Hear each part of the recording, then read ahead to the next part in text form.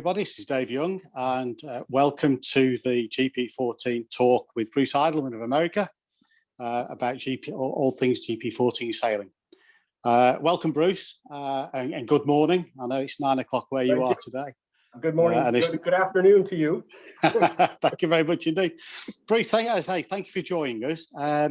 First thing I need to ask you really is just it would be really good if you give us a brief background of your experience with GP14.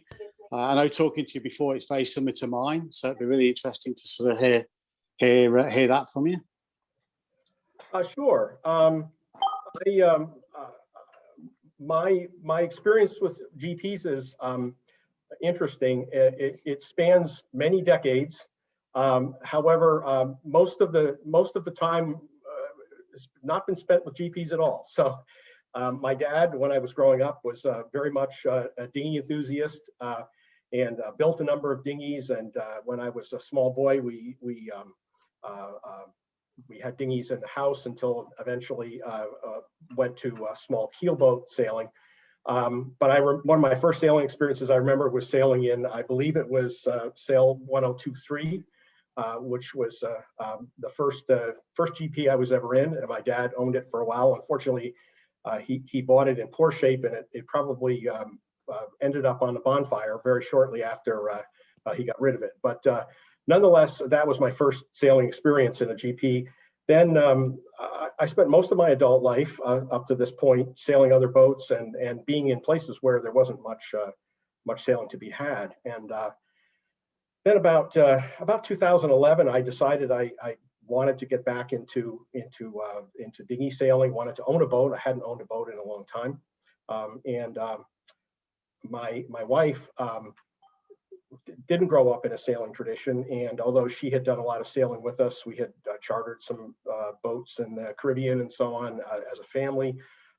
She really had never sailed in dinghies, and I was a bit uncertain as to whether she would take to this or not. So I started looking around for a boat that I felt I could handle myself, work on myself. I wanted a boat I could sit in. I went through a long list of what was available, and the GP14 kept popping up, and I didn't know whether any were around in North America anymore, but I found out shortly that there were some and ended up buying a used one. So basically been sailing that boat for the past 10 years. All right, brilliant. Is that cruising or racing or a combination of both? Well, it's mostly cruising, or I would say sort of non-racing activity, in large part because we don't have any organized racing here for the most part. There are only two clubs that do any kind of racing in GPs anymore, and it's very, very small fleets, and effectively it's club racing. I'm not close to either one of those clubs, so most of the activity in the boat that I do is not racing related. Right. But I do say I do some club racing, handicap mixed fleet kind of racing, which is fun, and so my wife and I do participate in that during the summer. And how do you find that in the GP14, being basically a UK stroke Irish boat? Well, there, as we'll probably talk about later, there used to be quite a few GPs in the area of the United States I live in, and a lot of people who don't sail them anymore, who I never would have imagined sailed them, come out of the woodwork when you bring a boat into a dinghy park or get it out on the water, and they come up and they lean on the boat and they look fondly into it and say, "I used to have one of these." So it's actually amazing to meet people who used to sail the boat and remember it fondly. In terms of actually racing in a mixed fleet, GP is a slow boat. At my club, virtually everybody has a faster boat. So I am at the end of the pack pretty much during fleet racing, but with handicaps figured in, oftentimes we end up doing fairly well. So, oh, that's excellent. That's excellent. Now, this year, 2021, heralds the 30th anniversary of the last time we had a World Championships in America in Cape May. Now, the fleet there was, I think, it was sort of 60 odd boats there, and certainly there were two US boats in the top 10. I think they were ex-America's Cup sailors, if I remember right. Yes. What sort of sailing sort of up and down the country it sort of goes on now with GPs? Is it, well, I think I've already asked the question, predominantly racing or cruising, but is there anything particular that would stop people racing the GP? Well, I think numbers is the big thing. So you know, if you look at the numbers, that particular Worlds that you're referring to was the fourth and last World Championship held in North America. A lot of GP sailors, particularly younger ones, may not recognize or remember that there were actually 4 World Championships in North America, starting with the first one in 1967. Typically there were, you know, a fair number of North American boats in those championships. Over time, fewer and fewer boats. I think during the 91 Worlds, there were 22 North American boats out of about 67. But basically, GP sailing suffered very badly, as did a lot of dinghy sailing worldwide, really starting in the 80s and continuing through into the 90s. And we basically ended up losing all of our organization. And so there are probably, you know, and I've done a little bit of work to try to sort of forensic work, you could call it, sort of like taking a census of the fleet, to try to figure out how many boats are left. And I would imagine we maybe have 100 boats saleable in saleable condition in North America. I can actually document about 65 or 70, and new ones keep popping up all the time. But you have to remember that this is 100 boats spread over an area about the size of the UK. So if you imagine taking 100 boats and you know, spreading them out between Cornwall and northern Scotland, and never having more than maybe 6 or 8 at any one place, you know, there really is no organization. So we just really don't have racing except for a few clubs that started out with the GP and still have a few boats left. And there are really only 2 of them that fit that description. And typically, on a good day, if they get 6 boats on the line for club racing, that's a lot. So everybody else basically is using the boat for other purposes. And we have many of these boats have changed hands maybe a dozen times over their lifespan. The owners oftentimes don't know anything about the boat or the class. They just happen to stumble upon it for sale. They oftentimes don't know of any other boats like that, and so they have no one to ask advice of. And we have no source of parts or anything. A lot of these boats are in poor shape. A lot of them have very poor standing rigging. Spars are often in very bad shape, and oftentimes the old-fashioned IYE gold anodized mast and so on that is virtually worthless in terms of being able to sail in a modern way. So we basically have a bunch of people who are very isolated. Many of them are very loyal to the boat, their individual boat. They really like it. A lot of people put a lot of work into some of the older boats, particularly wooden ones that still sail. But there's really no organization, and so there's really no opportunity for any kind of organized activity in most places. Right. Just going back to the World Championships, so you say we've had 4. I think 1 was in Canada and 3 were then down further That's south right. in USA. But what were the turnouts like there from the US fleets starting in 1967? I presume there were more boats racing, more activity then. Obviously, the boat was a newer boat. We got less competition as well. So what was it like then? Well, I mean, I obviously wasn't there. Yeah. But my understanding was it was an interesting event. Actually, it was held at the Stormont Yacht Club, and that club was basically along the U.S.-Canadian border, along the St. Lawrence River. And there were 3 or 4 other clubs that adopted GP as their main boat in that area, and they developed in the early 60s, late 50s, early 60s, developed quite a local racing circuit. There were quite a few boats involved. Their first boats were actually probably shipped over as Bell woodworking kits in the mid to late 50s. And the clubs were very active. In fact, at one point, Stormont actually had a 24-hour race. So, and this is, I think, in about 1967, 65, something like that. By 1965, clubs were developing in the Mid-Atlantic states. So this is Pennsylvania, Maryland, New Jersey, and the boats started to become popular there. There's one club in particular, Cooper River Yacht Club. In 1965, they had about 25 boats. So the first Worlds was actually interesting in Canada. The sailors were almost entirely North American. I think there were 35 boats from Canada and the US, 6 boats from the UK. And then actually there was a boat from Australia, one from Barbados, one from South Africa, and one from Trinidad. So it was really an international event, actually quite interesting event.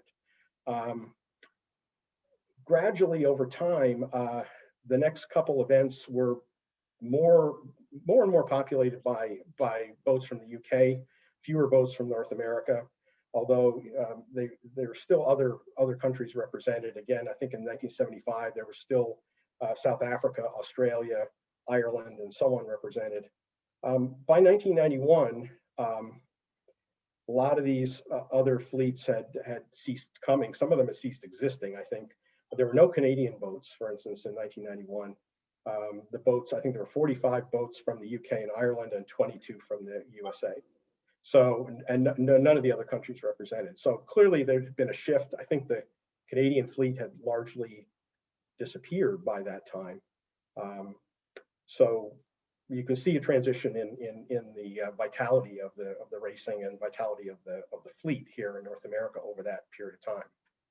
Yes, yes. And what sort of age profile of the boats over there at the moment? I think I went. Certainly, I came across the Worlds in 1991. I think 3 or 4, maybe 5 boats were left over there. I can't remember, to be fair. Exactly. Yes. Yeah. So so initially we had a very vibrant, although local, what we would call in North America local GP14 population. Actually, the area where the boat sailed was primarily the northeastern U.S. and southeastern Canada. But that area, really, as I said, was just about the size of the UK. So there was a fair amount of sailing, a large number of clubs. A lot of clubs and individuals really adopted this boat very quickly. It exploded really in the 50s and 60s.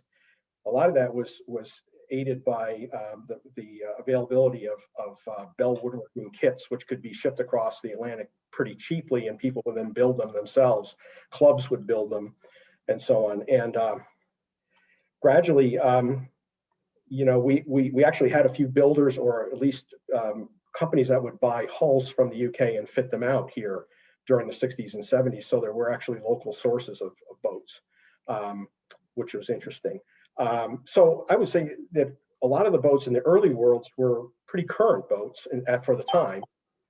Later on, sailors from the UK and mostly from the UK actually would bring boats over and leave them here. And a lot of those boats are still sailing, and I've identified a bunch of them.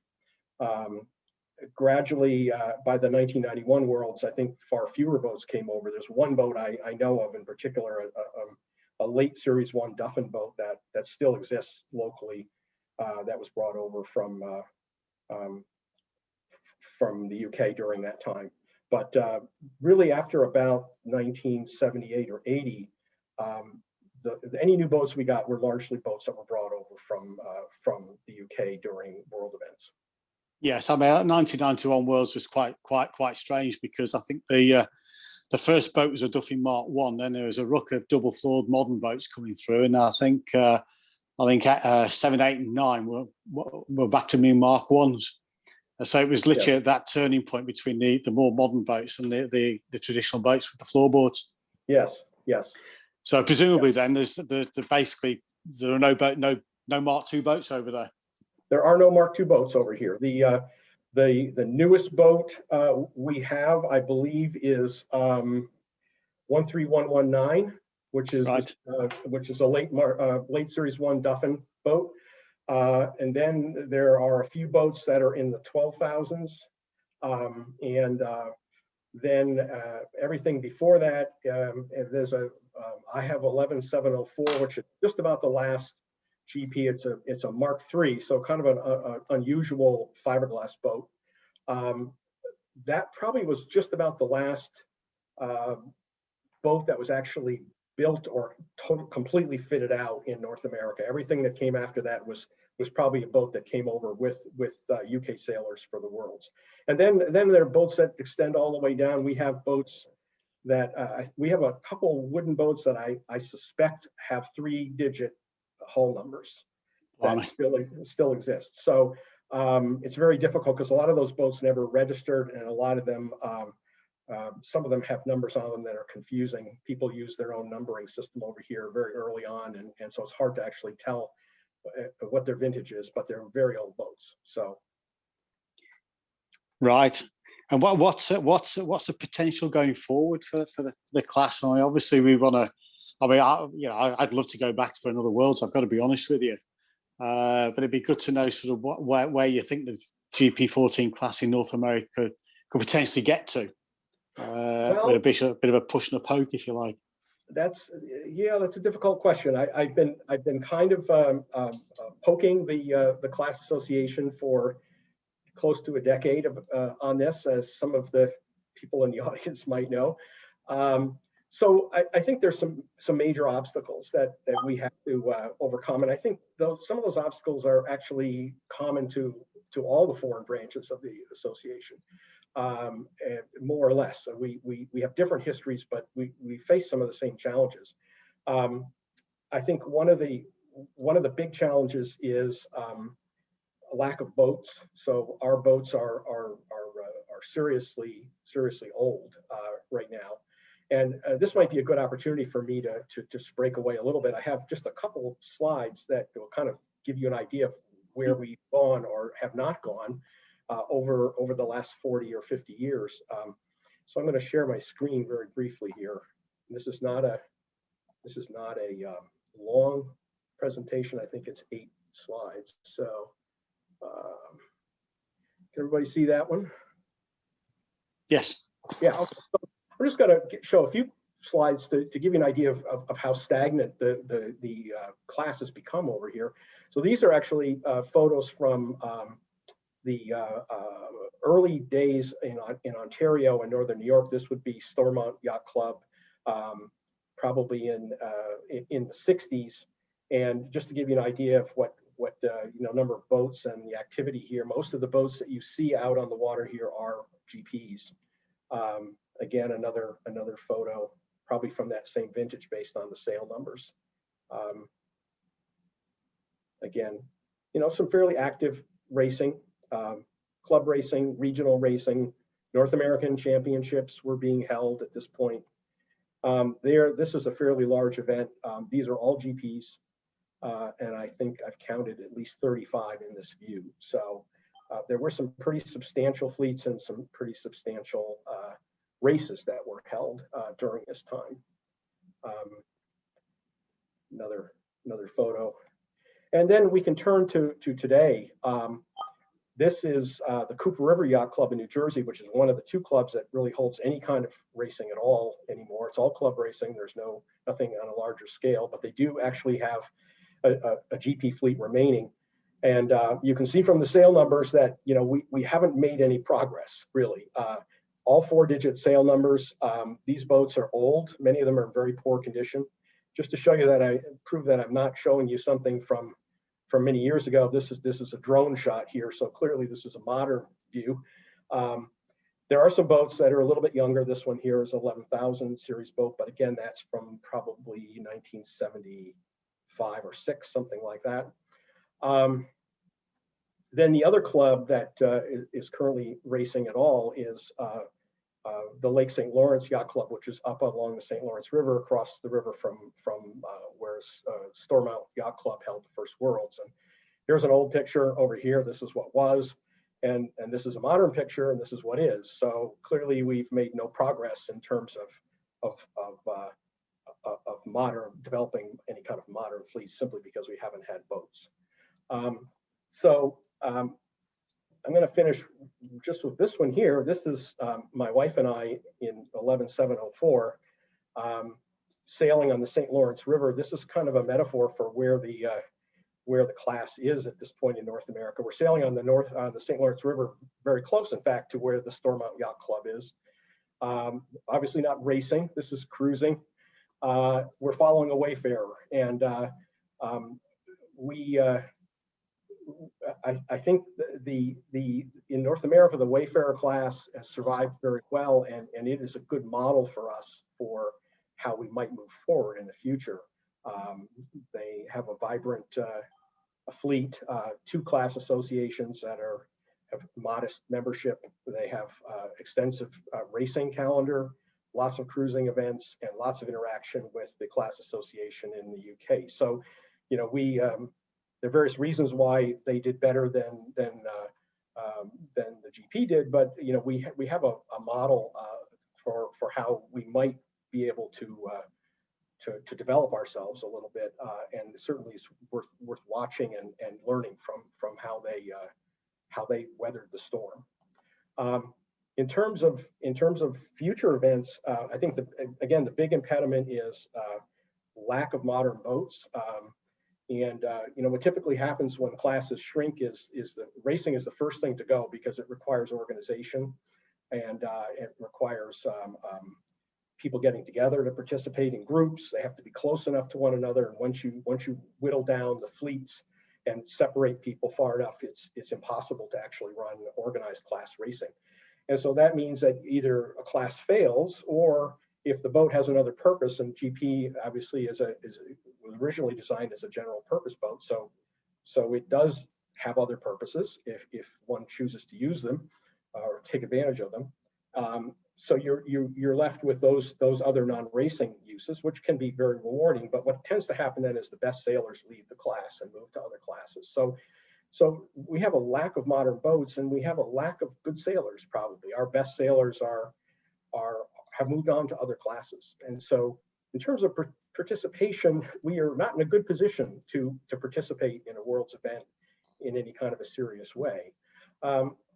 I think there's opportunity to change that. It probably happens slowly, but I think in the meantime, there are great opportunities for world events to be had in North America. A lot of them can be done without a huge amount of participation from the local sailors. Although it'd be good to have, certainly be good to have some. Are you okay? Yes, what did you say? We have talked a little bit about Florida as a venue. I know that I've talked with Curly and I've talked with Ann in past years about worlds that are held by the foreign branches, and it seems to be very beneficial to have them during the wintertime when boats can be moved from the UK and back without disrupting the racing schedule in the UK. And so that really leaves the winter as the prime time to do this. And so you need a warm climate. In the US, Florida would be a good possibility. In fact, the North American Wayfarers are hosting the Wayfarer World Championship in 2022 in Florida. And so again, they provide a good model for us to watch and learn from. There are lots of clubs in Florida that are very good at hosting World Championships, even though they do not sail the boat. And of course, this is also done in the UK as well. The climate obviously is warm and sunny during the winter. Be fairly easy to get boats to Florida, good ports and so on.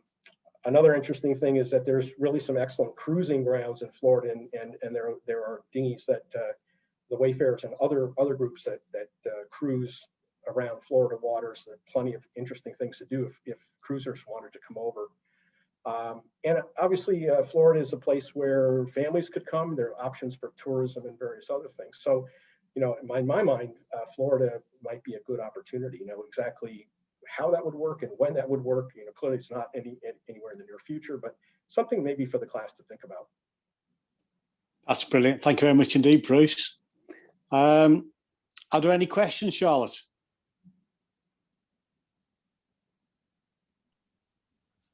I think I saw one from David Rowland. So I've not got any in the chat at the moment, unless they've gone directly to you. I think. Does anyone have any questions? I'll say David Rollins has come on. And what is the general dinghy racing scene like in northeast of the USA currently? So that's general. That Bruce. I'm sorry, Dave, could you repeat that? Yeah, what is the general dinghy racing scene like in the northeast of the USA currently? Got it. Well, dinghy racing in the northeastern U.S. is, and in Canada is not what it was 40 years ago, but I think those of you in the UK would probably say the same thing. Dinghy racing, dinghy sailing in general really suffered badly during the 80s and 90s here, more probably than in many other places. And a lot of people worldwide have commented on that. And I think there are a number of reasons for it. One is that people migrated to, there were other sailing options that became available. People started migrating to keel boats, to sport boats like J24s and J70s and so on. I think there were lots of new opportunities for recreation that people gravitated toward as well. Probably many reasons why dinghy sailing suffered during that time. It's probably recovered a little bit, but not completely. But yet there are some active fleets. Many of the clubs that are actively racing dinghies race American designs. So, for instance, at my club, there are two American designs, a Flying Scot and a Thistle. One's a 19-foot boat and the other's a 17-foot boat that are very, very active classes here. Those boats are only raced in North America, so they wouldn't be familiar to most of you. There are some boats that are international classes and boats that are raced in the UK that are raced here as well. Wayfair obviously is one, has an active class association racing throughout the eastern part of the US and Canada. Boats like the Albacore. The Albacore is very popular in Canada still. There are a fairly large number of clubs that race Albacores. And there are some other classes as well that are common to both the US and the UK. So many small sailing clubs have active racing programs. We have a lot of opties here. A lot of kids are put in opties. Probably many sailing clubs have opti fleets. Where the kids go from opties is a question, and I think it's a question all over the world. But it's a very popular boat for children. So there's an attempt made to try to get kids into boats. This is a problem worldwide, and it's been a problem for the GP class and so on. But there's active dinghy racing in a lot of sailing clubs, not to the extent that it used to be, but most people can find some dinghy sailing and dinghy racing fairly close to them if they live in the eastern US. Cool. Another question coming from Curly, this one. What boats are you looking for to come into what would be most popular for a new boat in the USA? Mark II wooden boat or a GRP wooden boat? So GRP boat. Well, that's an interesting question because, as I mentioned before, when classes shrink, the racing is the first thing to go. And so most of our boats are not, that remain over here, not used for racing. And most people who own those boats have really no association with other GP owners. They don't even know the existence of other GPs in many cases. So it's a very hard sell to bring a modern epoxy boat or a modern Duffin boat over here, fully rigged for racing. It's going to sell for somewhere between 8 and 14,000 pounds, and try to get people to buy it. They would say, well, this is a beautiful boat, but it's obviously a very specialized boat for a specialized purpose, and we have no opportunity to use it for that over here. So I think that there are several options. One option is used boats, and we've tried pursuing that. I've been trying to pursue that for years with under Ann's leadership and Curly's leadership. It's very difficult to buy used boats remotely, I found. The used boat market has been very difficult in the last few years.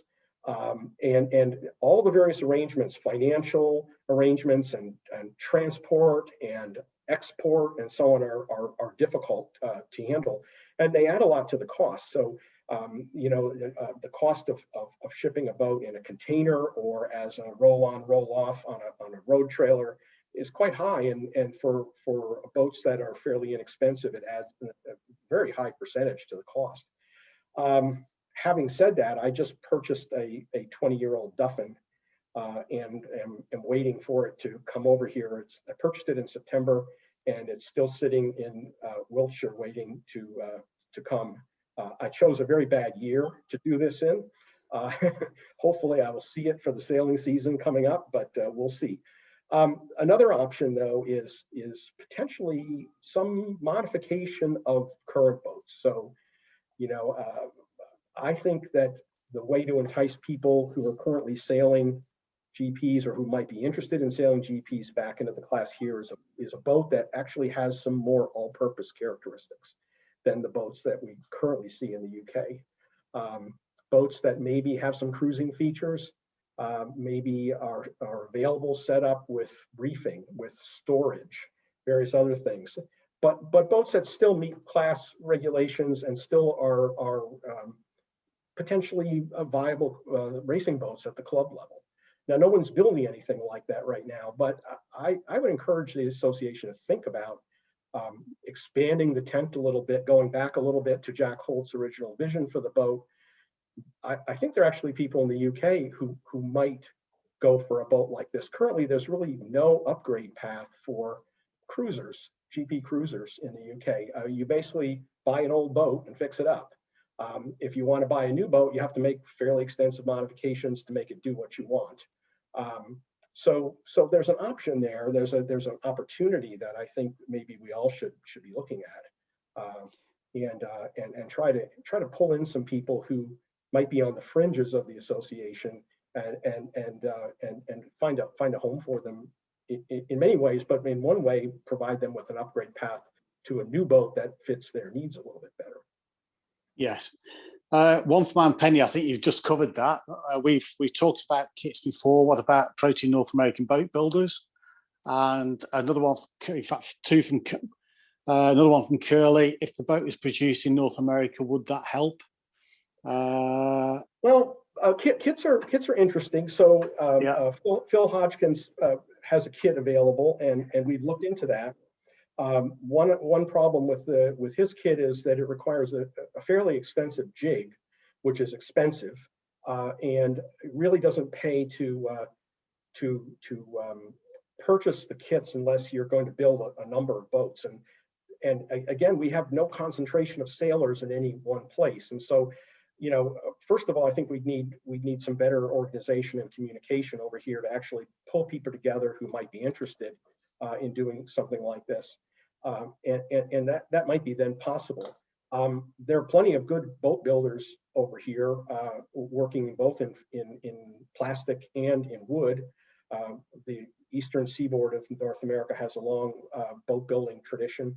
The question there is again, it is a commercial venture, so you have to get someone who's willing to take a gamble that they'll sell some boats. And again, using the current designs, it's unlikely, given the cost of construction of a modern racing boat, that people here would buy them at a price exceeding £10,000 or equivalent. So I'm not sure how that would work. Another option is to have to build boats in the UK, but to build them either with a builder who already exports boats to the US or to North America, or one who has access to the ability to do that. And so there you have a situation where, let's say a boat manufacturer builds a boat that is regularly exported to the United States. If they either built GPs or had an arrangement with a builder, they could include GPs in containers that came over on a regular basis. It wouldn't be particularly financially risky for them if they didn't sell a lot of boats. They simply would ship them as they sold them. Some of the boats could potentially be sold in the UK. Anytime a North American buyer bought one, they slip it into the stream of boats coming across because they're shipping other boats at the same time. So that's another model that might potentially work. I think building the current boats that we have boats that we have available now for sale in the UK here would probably be difficult from a financial perspective. So I think initially sourcing boats in the UK is probably better, at least to get the class jump started a little bit. And again, many of them may be used boats. Cool. Excellent. Another question from Oliver Shaw. This is quite a long one, this. I have the impression that one very important niche market in North America is the wooden boat scene, as for example in Chesapeake Bay and with the Port Townsend Wooden Boat Festival. Do you see any opportunity to capitalise on this niche market for GP14s? Potentially, yes. So the Chesapeake Bay area is an area that has had a long history of GPs, not recently, but back probably in the 60s and 70s. That was really one of the hotspots for GPs during that time, and there are a lot of GP sailors and clubs that sailed them in Chesapeake Bay. There's still a fondness for the boat.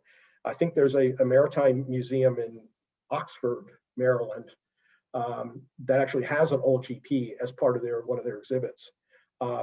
So old GPs pop up from time to time there. People do restore them. They do have boat shows. They're shown sometimes in those shows. There are very few of those old wooden boats left in good condition. But there's a very strong wooden boat culture in that area, and particularly nice wooden boats could potentially be of interest to people there. Good. Excellent. One last question. Just Anne Penny's been on. You could use our GP14 self-build plans. I think you've covered that.